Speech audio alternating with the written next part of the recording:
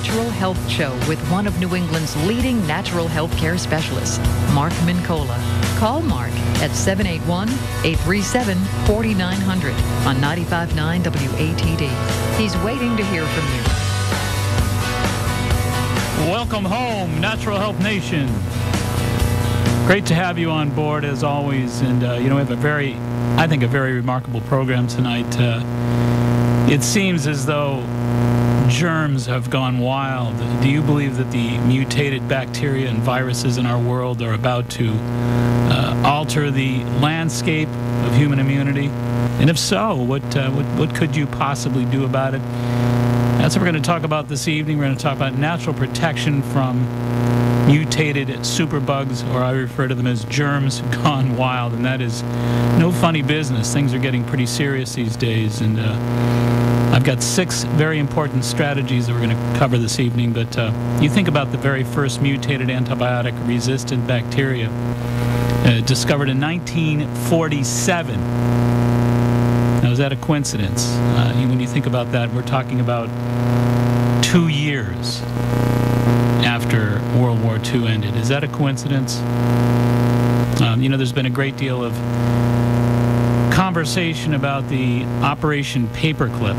For those of you who don't know what that is, Dr. Eric Taub, T-A-U-B, who is a Nazi researcher in World War II, was rendered immune from prosecution and actually retained by the U.S. military as a germ warfare researcher. And again, during World War II, Eric Taub was one of Hitler's germ warfare experts, known as a very profound scientist who was best known for injecting dangerous pathogens into insect-like creatures such as ticks.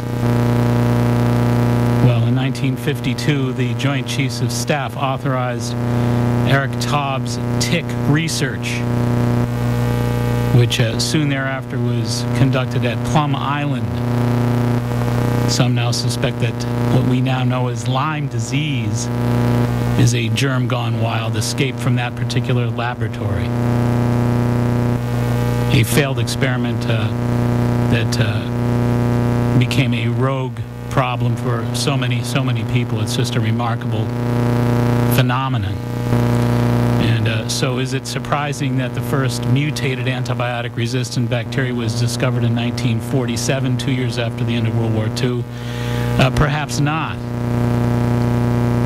Another interesting story, fairly recent story. Researchers at Erasmus Medical Center in the Netherlands recently reported that the H5N1 bird flu took no more than 5 minor genetic tweaks to produce a genetically modified mutation. 5 minor genetic tweaks to produce a mutated bird flu. Relatively easy to do. Virtually the same was reported by University of Wisconsin and University of Tokyo virologists. So there have been at least 2 recent studies that have clearly indicated that mutating bird flu is a piece of cake. And we've been dealing with mutated bacteria since 1947. It's kind of peculiar that there were no mutations prior to 1947. And again, when you consider Operation Paperclip and the entire confusion of that whole experience, Dr. Eric Taub, a germ warfare researcher who was really noted for injecting dangerous pathogens into insects. There's all kinds of funny business going on. The good news is there are solutions for even the most mutated of bacteria and viruses. There are natural solutions, and when we really get into discussing this, you'll understand that it's a fairly diffused situation. Are we capable of inhibiting mutated viruses and bacteria that are engineered to resist our immune system and to resist pharmaceutical medications? Well, one common denominator is food. Everything has to eat or die, even germs. There are ways to starve even the most mutated superbugs. And research tells us that there are many mutated forms of different bacteria and viruses that are presently circulating the globe, some of which have actually gotten a great deal of press. The good news is, again, there are natural ways to inhibit their transcription and to inhibit their replication in the case of viruses, and to inhibit the manner in which they feed. There are different pathways that these germs receive food and strength and support their growth. And as long as these problems are going to be, unfortunately, confronting us, we may as well discuss safe, natural, healthy options for protecting ourselves in the face of these mutated germs gone wild, and we will do that this evening. Hey, stay right where you are. You're listening to The Natural Health Show. My name is Mark Nicole. Be right back. Hi, this is Laura from Good Health. We believe that through a healthy lifestyle and diet, everyone can achieve lasting health. Organic, truly all-natural, and non-GMO foods and vitamins are what we do best. We bring you quality products with no artificial preservatives or toxins. We also have the largest selection of gluten-free, dairy-free foods in the state. We don't try to be something we're not. We're just a neighborhood market with real total body wellness solutions, wholesome foods, and products that work. We stand behind our products with solid research and science, empowering customers through our extensive product literature and our knowledgeable associates. We've received numerous magazine awards and we're ranked #1 in holistic and organic health and beauty products. Learn more at goodhealthnaturalfood.com. Come see us in Quincy and Hanover. We're open 7 days a week and there's plenty of parking. So come see why we're different. Cutting-edge products and world-class customer care. Be sure to watch for our opening of our new Good Health Market in Quincy Center. Thanks for listening. Safe and happy holidays. You know, when most people hear the word allergies, they think only of hay fever-like symptoms associated with airborne pollen, dust, and mold. But did you know that many experts estimate that between 60 and 80 million of us suffer from immune-related food allergies without even knowing it? Furthermore, food allergies often contribute to serious health problems such as autism, irritable bowel syndrome, ADD, headaches, and chronic ear infections. Now, there's an effective way to identify and eliminate both your food allergies and the troubling symptoms that they aggravate.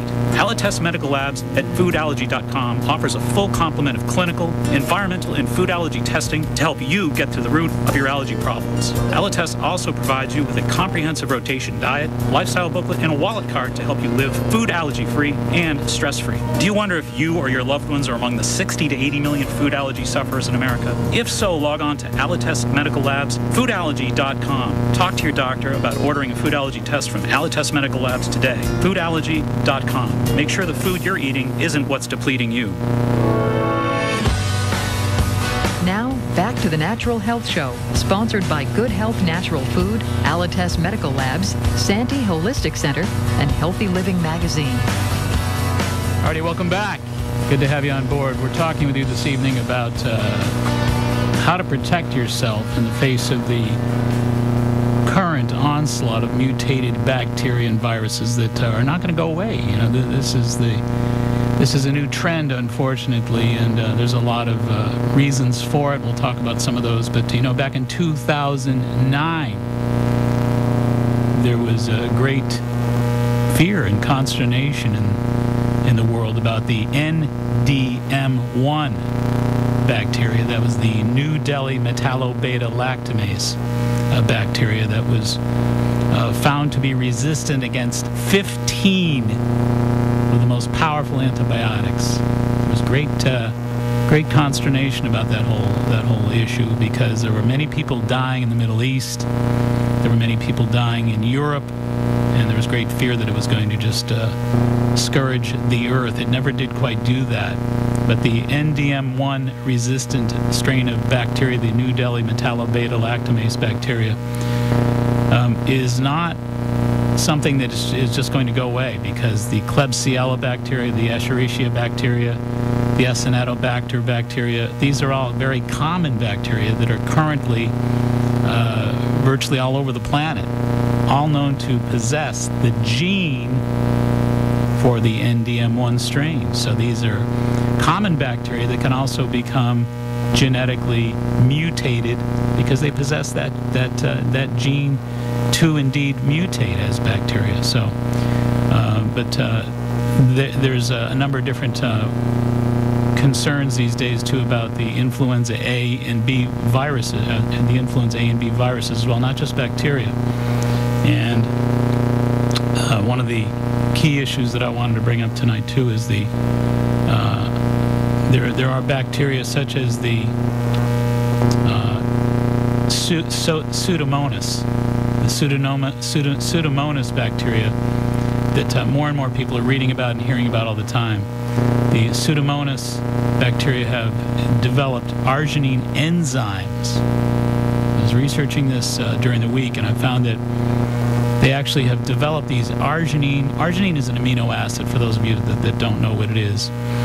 Arginine is a protein derivative, and basically these bacteria, these Pseudomonas bacteria, have developed arginine enzymes via the deaminase pathway to, again, strengthen themselves. They usually use these amino acids as foods to strengthen themselves. Anybody who's doing any bodybuilding out there, any kind of working out, a lot of bodybuilders, a lot of athletes, of course, use arginine. Arginine is an amino acid, again, that strengthens and that fortifies and brings great virulence to human beings and to bacteria and viruses alike. So there are many different forms of living creature, as well as human beings out there that derive strength and growth off the amino acid arginine. So the recent research that has looked at these Pseudomonas bacteria, very powerful bacteria, they find that it is growing ever stronger and strengthening itself off of these arginine enzyme pathways. So the very same amino acid that a lot of bodybuilders and athletes use for strength and virulence are being used by germs.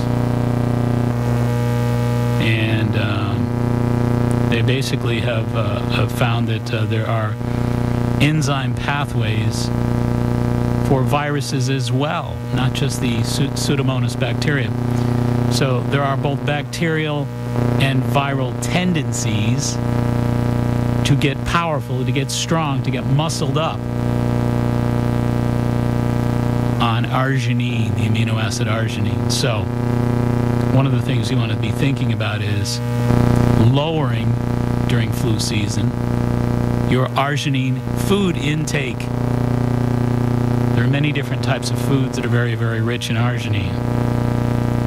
Most of the nuts and seeds. People constantly ask me, why can't we eat nuts and seeds? And I think this is not easy, because when you're trying to pitch some nutrition that's kind of above the heads of most people, because most people are really raised to believe that there's a lot of vitamin E, a lot of fiber, a lot of protein, a lot of good fats in nuts and seeds. A lot of folks like things like hummus, for example, which has chickpeas and sesame tahini.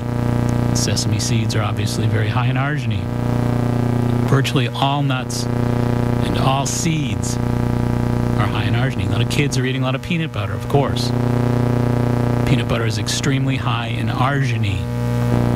Not so coincidentally, a lot of kids are sick all the time because a lot of the bacteria and viruses that we contend with at an immune level strengthen themselves, fortify themselves off a deaminase pathway that increases the enzyme receptors for arginine. They get strong off the same stuff that we do. Unfortunately, when you talk about this at an immune level, they get strong, we get weak.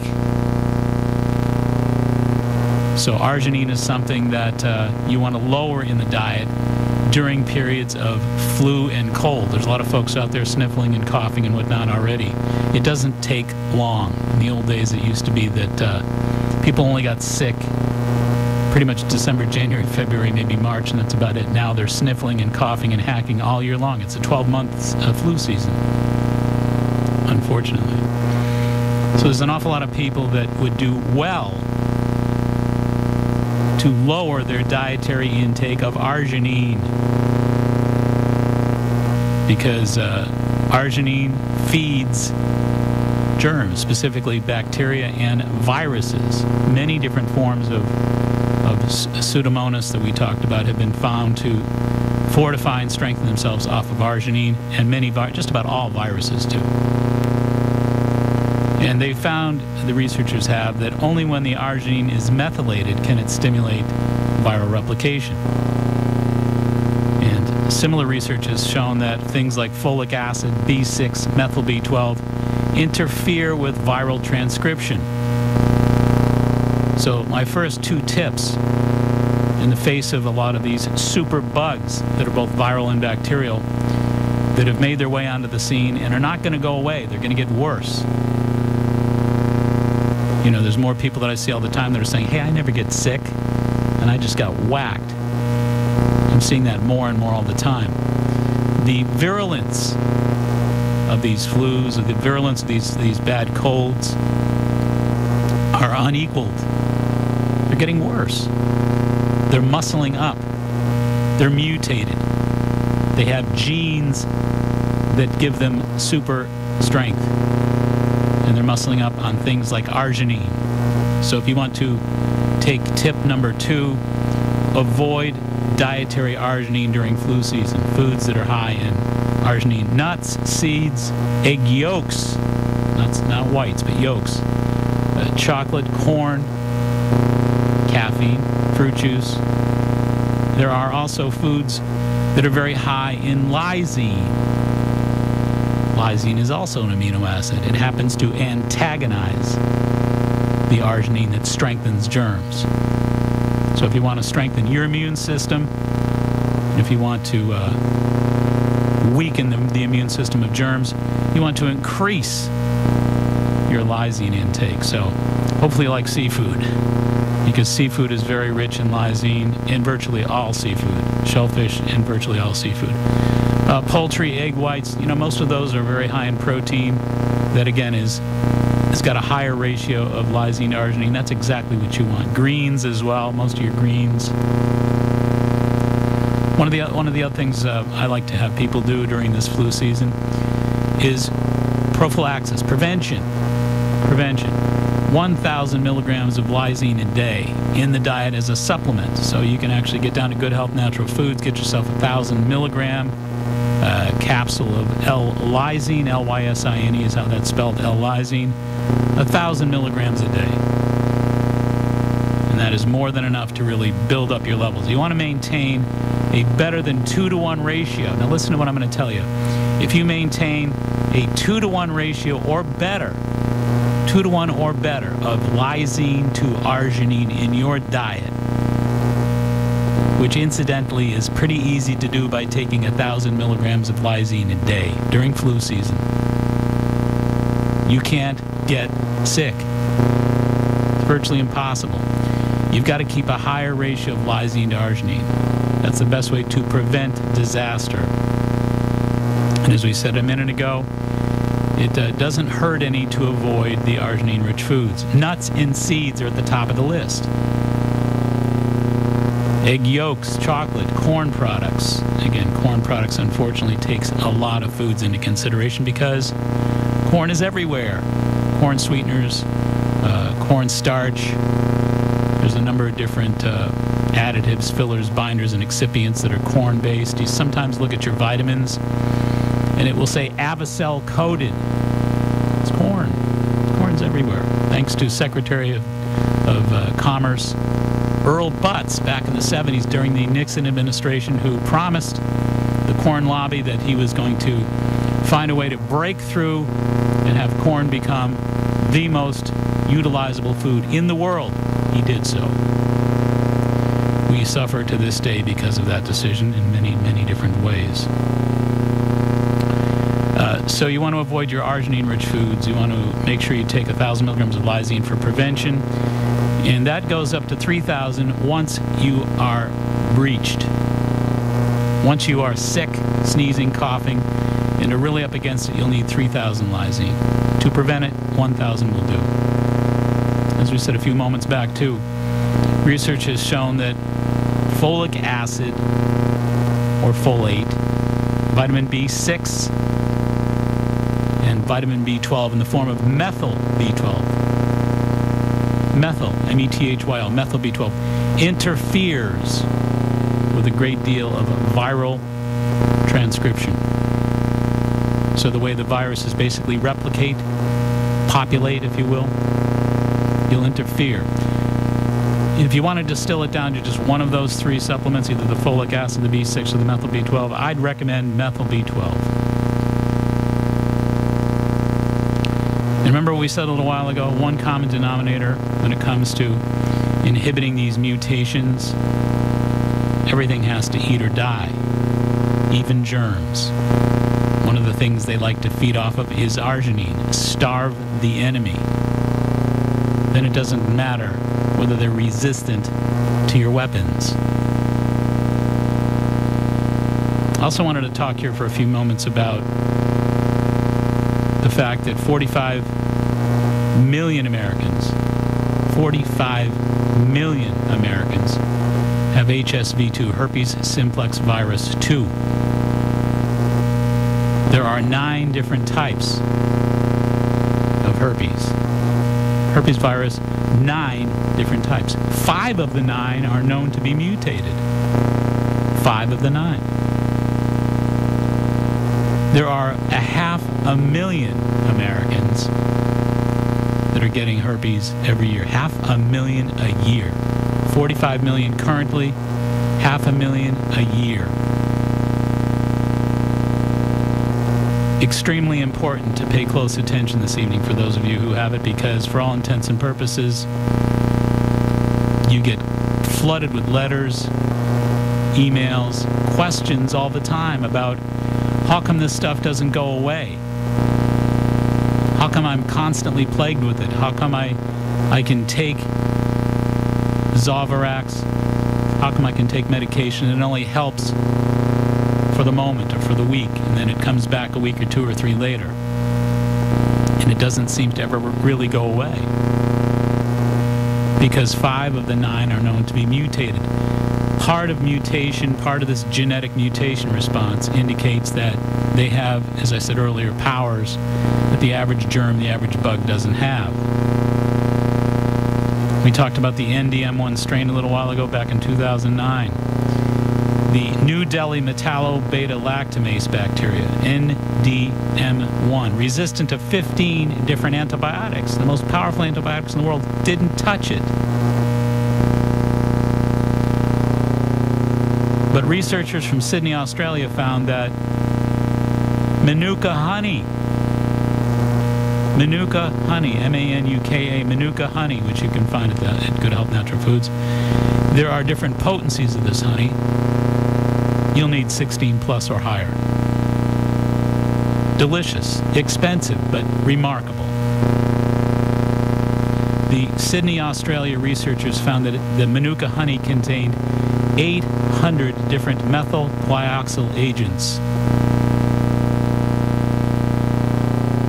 What they do is they strip the protective immune system of bacteria, rendering it defenseless. So regardless of how virulent the NDM1 strain was, regardless of the fact that it was more potent than 15 of the world's most powerful antibiotics, couldn't touch it. Useless. Resistant it was. This powerful bacteria thumbed its nose at the world's most powerful antibiotics. The world shook. And there was some real great panic at the time, back in 2009. Stopped dead in its tracks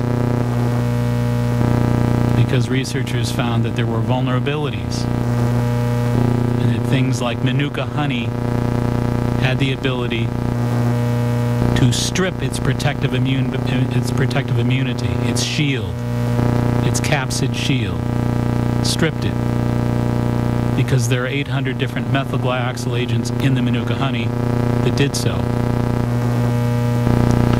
Methyl-glyoxyl agents are pretty remarkable. They're very powerful agents that if the human body, if any human body lacks a high concentration of methyl-glyoxyl agents, it can be the prime cause of cancer.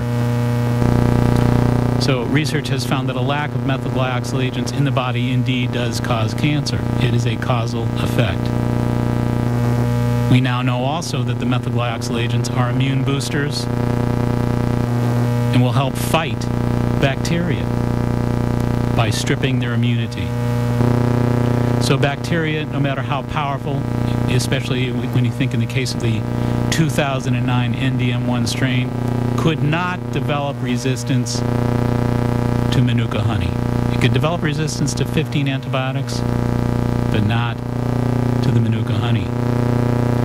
So do I advise moms and dads within an earshot of this program to get down tomorrow and purchase some 16 plus Manuka honey? You know I do.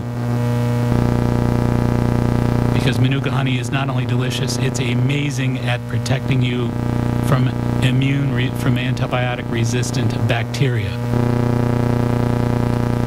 What a great way to protect yourself. Make sure you get the 16 or the 22 plus. Don't waste your time with the weaker Manuka honeys. Hey, we're going to take a short little breather, make a few sales, keep the lights on here at the studio, keep the heat on. We're going to need that. We'll be right back. Stay tuned. Hi, this is Mark Mincola. You know, over the past decade, the Natural Health Show has attracted many thousands of avid listeners. I'd like to extend an open invitation to all potential new sponsors to join our Natural Health Show family. If you own a Heart Smart lighter fare or seafood restaurant, a fitness or day spa, or if you're an allied health professional or coach, the Natural Health Show is the perfect place for you to make the direct connection with your demographic target. If you really want to zero in and aim the message of your vision directly at those who want to most know about it, join the Natural Health Show family of sponsors. I promise you'll be glad you did. For information, call Candida at 781-834-2728.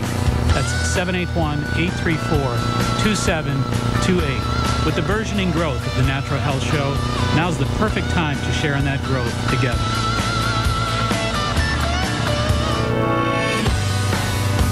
Now, back to the Natural Health Show, sponsored by Good Health Natural Food, Alites Medical Labs, Santee Holistic Center, and Healthy Living Magazine. Alrighty, are mutated bacteria viruses about to alter the landscape of human immunity? And if so, what can we do about it? We can do a lot, actually. And again, the answer, in my opinion, is yes. They've already altered the landscape. There's no question about that fact. They are getting stronger and stronger. Yeah, the other thing is, too, the way we're accustomed to fighting these germs is to develop stronger strains of bacteria. So it's like an arms race. They get strong, we get stronger. We get stronger, they got to buck up to the next level. And it's this kind of constant one-upsmanship where we have to get more powerful, then they get more powerful. It's adaptation. Bacteria are very adaptable. They're part of nature. Nature adapts by nature. Nature adapts by nature. So the objective of these bacteria are to protect themselves, to get more virulent, especially when we're fighting fire with fire. That's really what we're doing with antibiotics, because antibiotics, for all intents and purposes, are strains, are bacterial strains. So we're using fire to fight fire. And as we do, and as those developed strains that we work with in the laboratories get more powerful, we're just driving up the muscle of the enemy. So it's really important that we understand these particular strategies that I'm going over with you tonight. These are strategies of the future. These are future strategies that are going to be extremely important to the immune survival of we on this planet. It's going to be extremely important that we learn how to play the game at this level, because there are all kinds of rogue elements out there that are presently losing control of a lot of what they're doing. Again, we talk about Operation Paperclip, Dr. Eric Taub. former Nazi germ warfare expert, known for injecting dangerous pathogens into insects like ticks, which just happened to be part of a research project that back in 1952, the Joint Chiefs of Staff authorized Taub's tick research, which soon thereafter was conducted at Plum Island. Not too long after that, folks started getting Lyme disease. Lyme disease is part of a mutated effort. Again, this is an experiment gone bad. Germs gone wild, escaped from the lab. What about rogue bioterrorism? I mean, again, the research done at Erasmus Medical Center in the Netherlands recently reported that the H5N1 bird flu took no more than five minor genetic tweaks to produce a genetically modified new strain. That very same thing was reported by University of Wisconsin researchers in conjunction with the University of Tokyo virologists as well. So research and science says it's not really tough to do. There's an awful lot of debate, consternation about that. I think there's an awful lot of scientists who are trying to be the cooler heads that prevail here and not to send panic and shockwaves across this great country. And that's not the worst thing in the world. I understand the logic there, but point of fact, the researchers at Erasmus Medical Center in the Netherlands proved they did the work. They did it themselves. 5 minor genetic tweaks to produce a genetically modified new strain, a mutated strain of H5N1 bird flu. So once again, not to panic, I think we need to tell it like it is and let the public know where it's at. But I think, again, to also be honest about the fact that the solution probably is not Lilly, Pfizer, or Merck.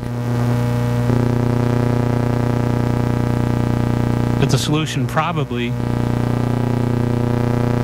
is more along the lines of what you and I are discussing here this evening, that if you're in an arms race with a germ, you're just buying time and muscling up the enemy.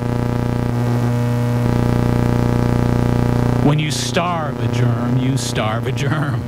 And again, by pulling the arginine out of the diet, increasing the lysine both through supplement and diet, you are starving germs.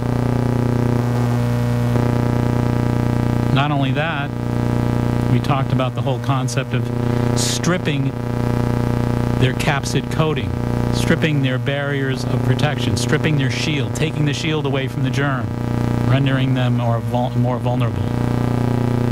Another way that can happen is with, you hear me talk about it all the time, monolaurin. One of the greatest research efforts ever, 1982 at the Center for Disease Control. That's a long time ago, 1982. We've had a cure for bird flu since 1982. You'd never know that when you're watching the news blitzes. The media constantly fear-mongering for the pharmaceutical world, of course. Because back in 1982, Dr. John J. Cabarra was given a grant to study lauric acid from coconut oil, from a food. Found out that the lauric acid was 100% effective at stopping influenza A, influenza B, staph, strep. Found that it was antibacterial, antiviral, antifungal, antiprotozoal, etc. And the way it worked with viruses is it stripped the lipid shield, the capsid shield. Again, same thing we just talked about a little while ago with the Manuka honey and the bacteria. Strips their protection, renders superbugs not so super.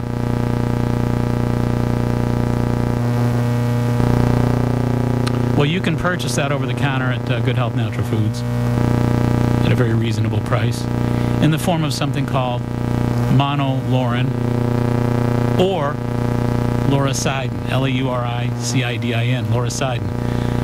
Monolaurin, 600 milligrams. Again, you want to prevent flu, 1 a day.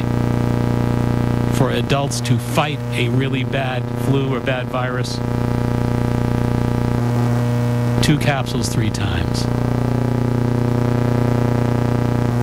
So once again, it strips the protective shield.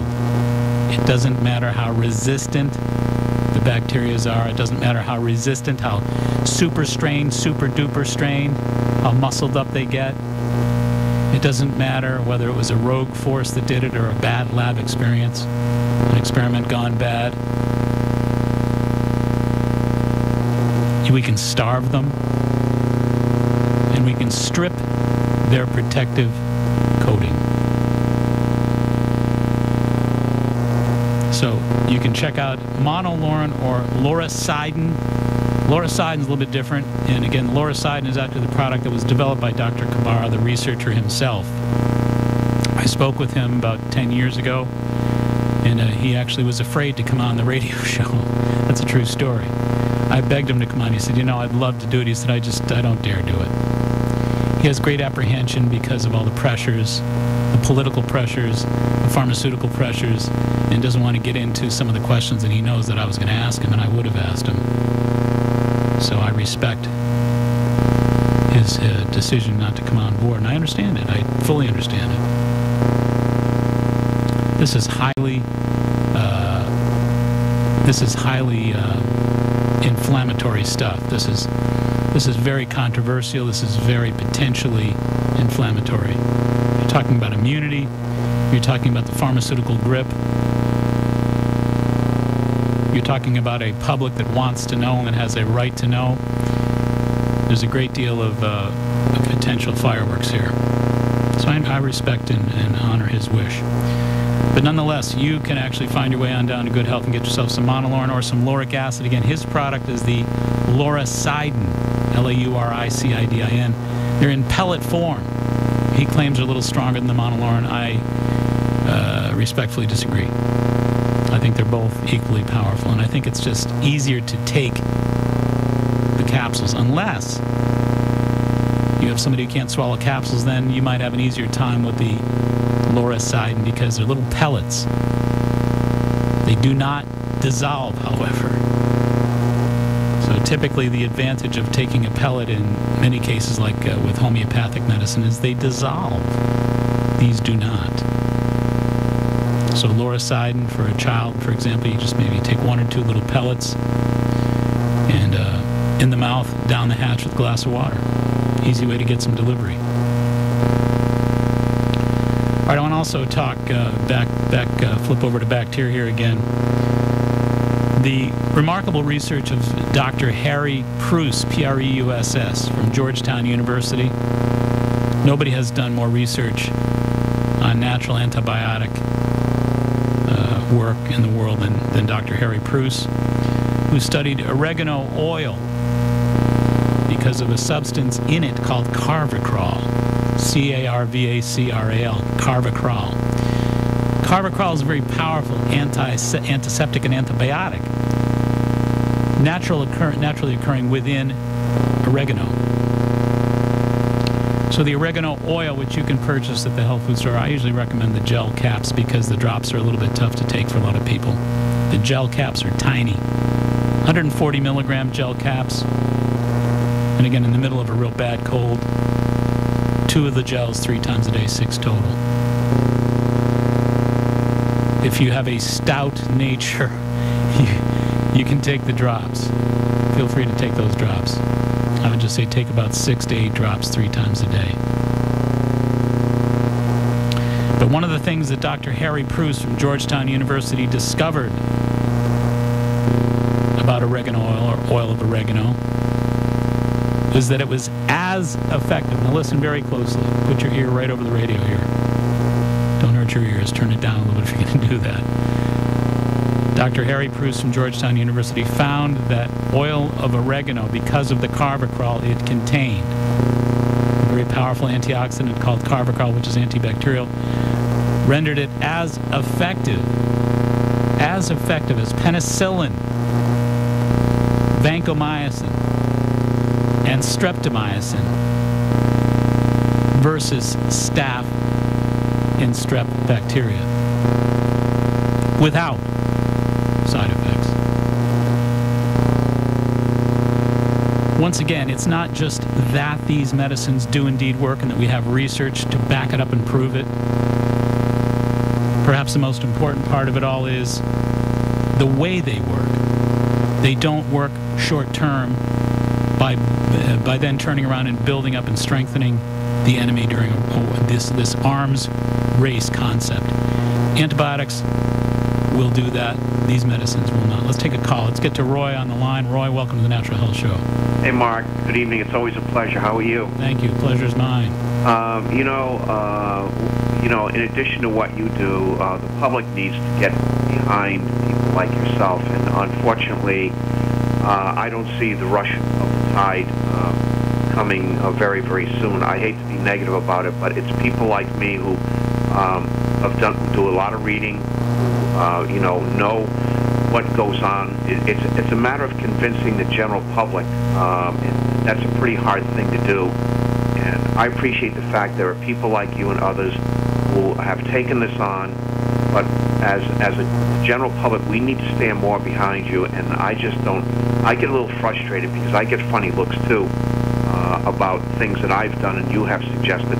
There's a gentleman on the South Shore who had a very bad case of shingles, and I had spoken to his daughter. None of the so-called, quote, antibiotics were working.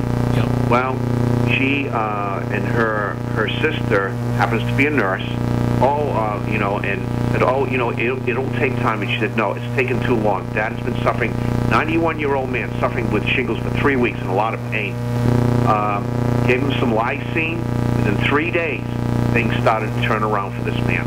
Well done, Roy. And one of the things, of course, that you want to make sure of here is that people know that an antibiotic will not do anything for shingles. Shingles is a virus, and antibiotics will not fight viruses. So in many cases, if it's poorly identified or improperly identified, in many cases, the healthcare experts may be inclined, unfortunately, to recommend an antibiotic. Not the right way to go, because then you'll only serve to further weaken the floral immunity of that particular patient.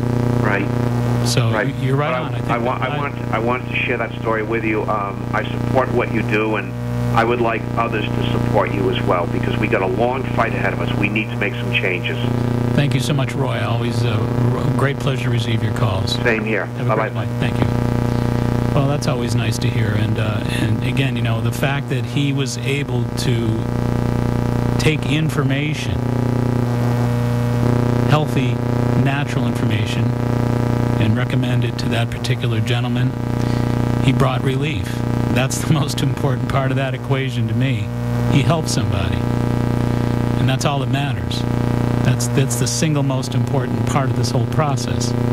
If I can help one person, then it's worth the experience. And it sounds like he did that very thing. So congrats. And hats off to the good work, Roy. And thank you so much for your continued support as well. And that is much appreciated. So we were talking about Harry Preuss, Georgetown University researcher, who said that the research that they've done at Georgetown on the carvacrol within the oregano oil was as effective as penicillin, vancomycin, streptomycin versus staph and strep without side effects. And again, I always say it's not just that a medicine works, it's how it works. You have to understand the dynamic of it, the mechanics of it. That's extremely important.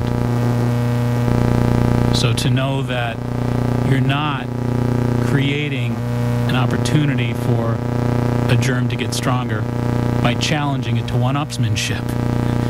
Simplest way to put it. Stripping its protective shield, stripping its immunity, confusing it, starving it. There's many different strategies for superbugs, to fight a superbug, but you can't simply try to one-up it. Your one-upsmanship mentality is what made it a superbug to begin with. You understand that? I also wanted to talk about colloidal silver. Colloidal silver disables bacteria by a deaminase enzyme process. The enzymes that bacteria produce to feed themselves are disabled by colloidal silver. So as we've been saying all night, there is no bacterial resistance to colloidal silver. Colloidal silver was first used almost 2,000 years ago by the Romans, the Greeks, the Egyptians. In fact, prior to 1938, many, if not most, Western physicians, doctors in this country, recommended colloidal silver. Because in 1938, of course, the antibiotic was born. And then the game was changed. So prior to antibiotics in 1938, many Western doctors indeed recommended colloidal silver. And I usually recommend 30 parts per million. So get yourself some colloidal silver down at Good Health Natural Foods. 30 ppms. Usually it runs from 10 ppms. This is a remarkable part of colloidal silver. Potencies between 10 parts per million and 10,000 parts per million. That is a remarkable range. But it's been found to be supremely effective at extremely low doses. Supremely effective at very low doses. So all that's required is 30 parts per million. That's what I generally recommend, 30 parts per million. The dose would be 10 drops orally, 3 to 4 times per day. That's colloidal silver, 30 parts per million, 10 drops, 3 to 4 times per day. I would not use the colloidal silver as a preventative. I would use it purely for treatment purposes.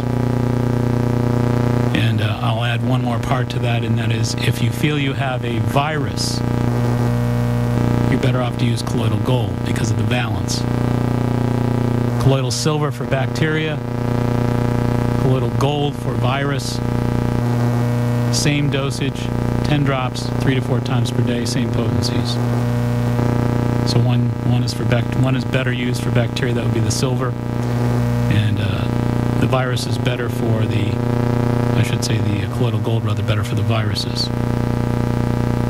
All right. So we've talked to you this evening about how to prevent, how to starve, how to strip the protective immunity and the protective shields and many of the protective strategies that superbugs generate and produce for themselves. And we've given you an awful lot of ways to work with that. The one thing I do want to cover is I want to cover the nutritional perspective a little bit more before we say goodnight this evening. So when we come back from these messages, we're going to talk a little bit about that, and we'll recap my 6 primary suggestions in terms of how to beat superbugs safely and effectively. We'll be right back. Stay tuned.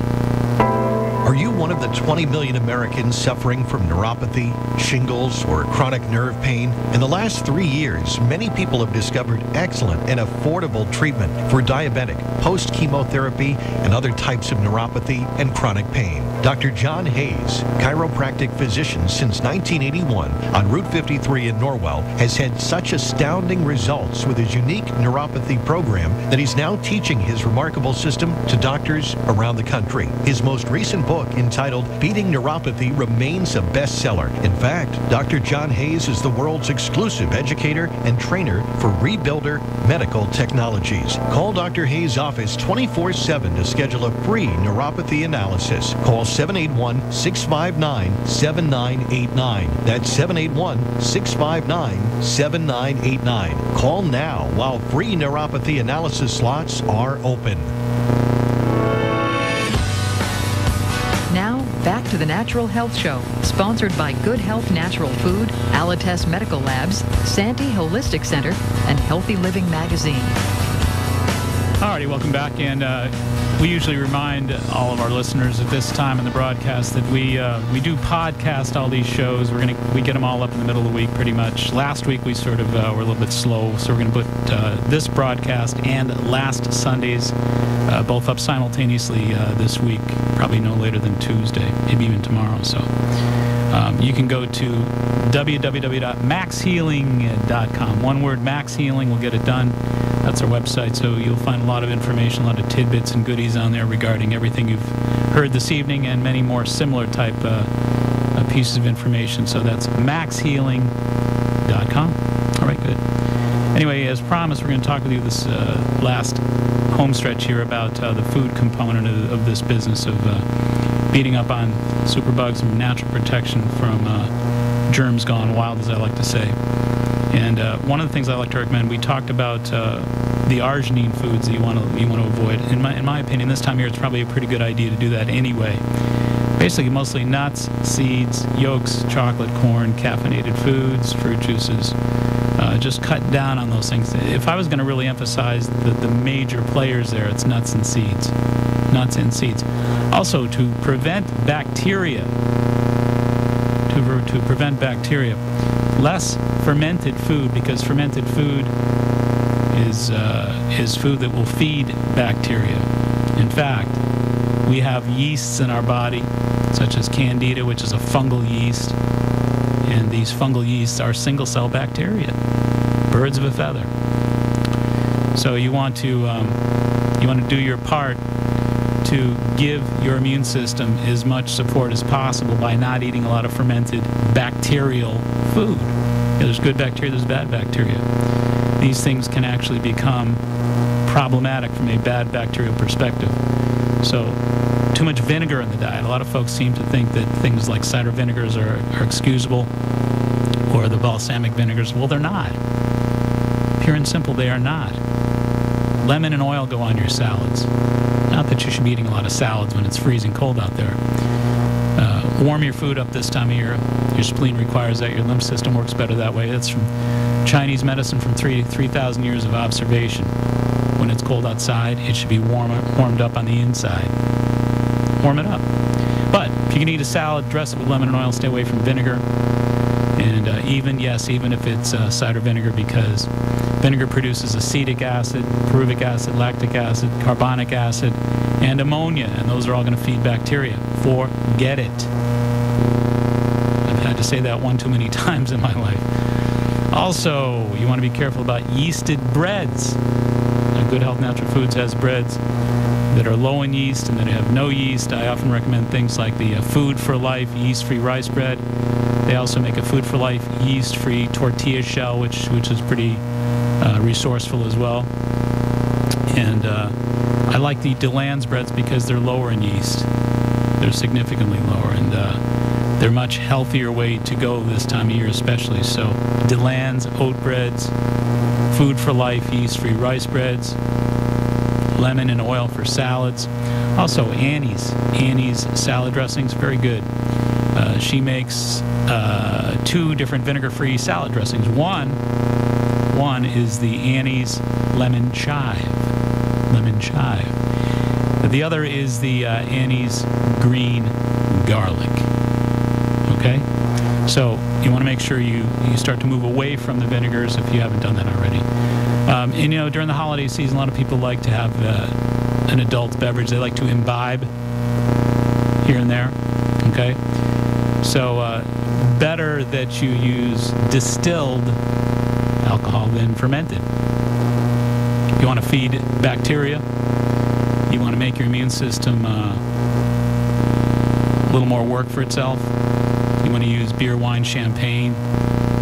If you want to support immunity by giving bacteria fits, you want to use more distilled.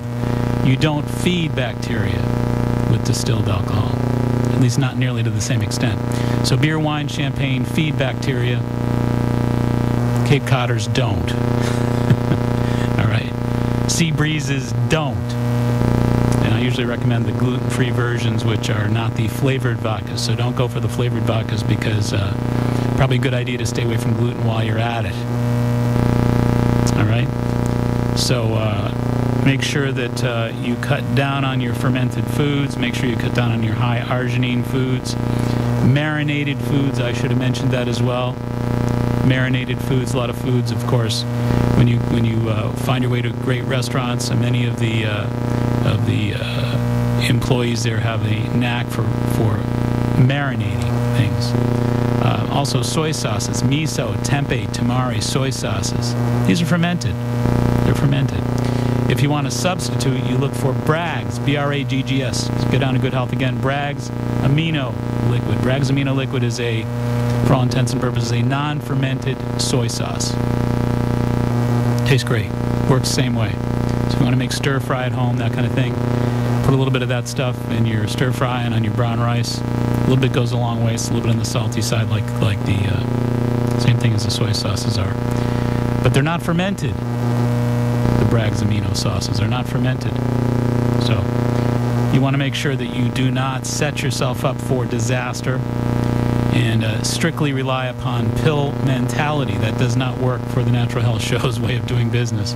Anybody who's been listening to me over the years knows how I feel about that. You don't want to just rely upon the pill. You don't want to just recklessly conduct your life accordingly and then just when you run into a bind, find a pill for it. That's insanity. So do the whole gig here. It's called holism. You want to make sure that you avoid the highly fermented foods that only serve to feed bacteria. You don't want to strengthen the enemy. You want to weaken it. And there's plenty of ways to make it taste good, folks. You don't have to worry about a thing here. There's an awful lot of people that I've been counseling over 30 years that maintain their weight, that maintain their strength, that have a varied diet, and that just happen to have strengthened significantly their immune systems. So that's kind of what we hope for. All right, just to recap, as we promised real quickly, here's the 6 major solutional support systems that we've got for natural protection. Lysine, monolaurin, manuka honey, methyl B12, oregano, and colloidal silver. And you can tell that the music's in the background. This hour goes by pretty quickly. So thanks to my producer, Ryan Stanton. Thanks to Ed Perry for his continued support. Thanks to, of course, our flagship sponsor, Good Health Natural Foods, 219 Columbia Road, Route 53, Hanover, and Hancock Street in Quincy. And thanks to you for being such a tried and true listener. We really appreciate it. Hey, remember, as I always suggest, be wise, be aware, be well. Make it a healthy week. Good night.